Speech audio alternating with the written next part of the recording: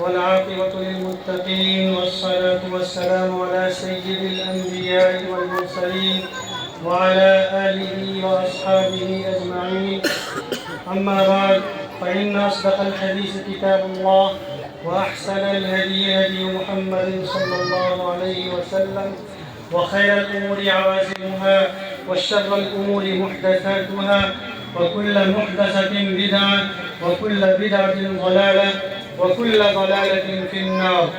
وبالسند المتصل منا إلى الشيخ الإمام الهمام الحافظ الحجة أمير المؤمنين في الحديث أبي عبد الله محمد بن إسماعيل بن إبراهيم بن المغيرة بن بردزبة الجعفي اليماني البخاري رحمه الله تعالى. اللهم انفعنا بعلومه وعلومهم أجمعين، آمين يا رب العالمين. أنه قال: باب قول الله: ونضع الموازين القسط ليوم القيامة وأن أعمال بني آدم وقولهم يوزن. وقال مجاهد: القسطاس العدل بالرمية، ويقال القسط مصدر المقسط وهو العادل، وأما القاسط فهو الجائر. حدثنا أحمد بن إشكاب قال حدثنا محمد بن فضيل عن أمارة بن القحطاء عن أبي زرعة عن أبي هريرة رضي الله عنه قال: قال النبي صلى الله عليه وسلم: كلمتان حبيبتان إلى الرحمن، خفيفتان على اللسان، ثقيلتان في الميزان، سبحان الله وبحمده، سبحان الله العظيم. یہ بخاری شریف کی دوسری جلد ہے.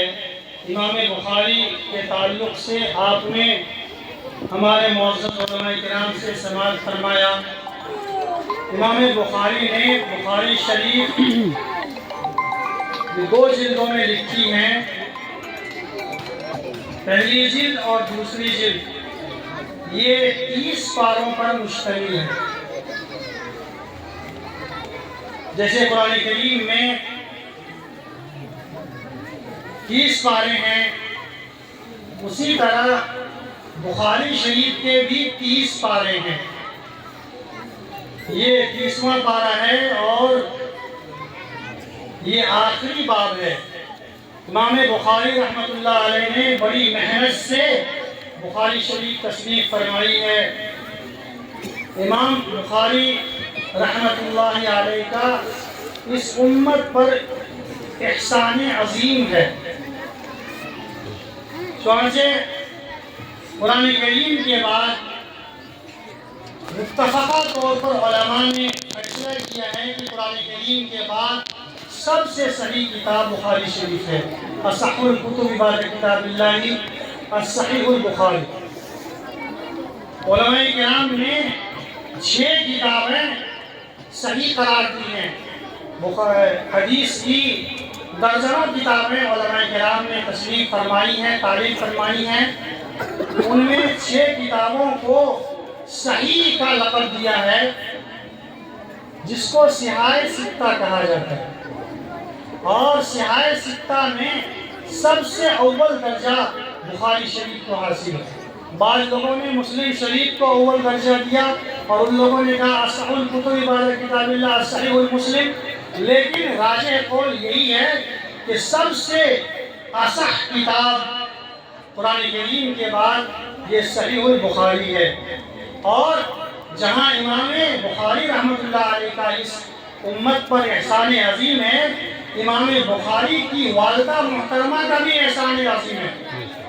اس لیے کہ حضرت امام بخاری کے تعلق سے یہ بات تاریخ میں لکھی ہوئی ہے کہ حضرت امام بخاری بچپن میں نابینا ہو گئے تھے. بینائی آپ کی چلی گئی تھی. اب والدہ پریشان کہ میرے بچے کی بینائی ختم ہے.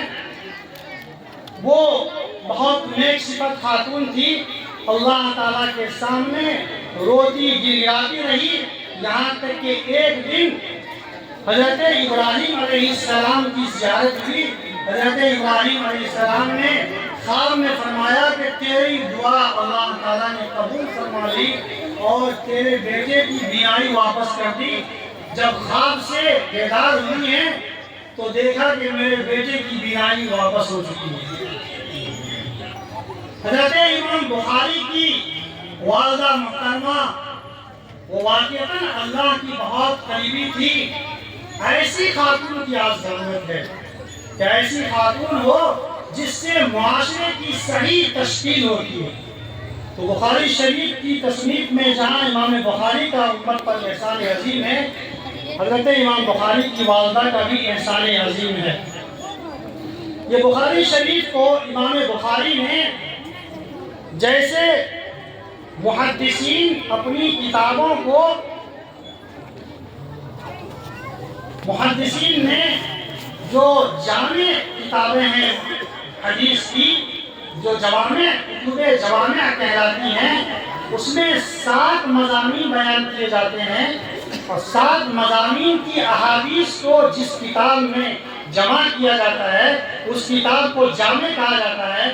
جیسے بخاری شریف الصحیح کے ساتھ ساتھ الجامع بھی ہے، مسلم شریف بھی الجامع ہے، ترمذی شریف بھی الجامع ہے، لیکن مسلم شریف کے جامع ہونے میں بعض علماء نے اختلاف کیا ہے، اور انہوں نے کہا ہے کہ مسلم شریف جامع نہیں ہے اس لیے کہ کتاب التفسیر کو تفصیل سے اس میں بیان نہیں کیا گیا۔ تمام مضامین کو بیان کیے گئے، ان کی احادیث لائی گئی، لیکن کتاب التفسیر کی جتنی احادیث امام بخاری نے بیان کی ہیں، جمع کی ہیں، امام ترمذی نے جتنی احادیثیں کتاب التفسیر کی فضائل تفسیر کی جمع کی ہیں، اتنی احادیثیں امام مسلم نے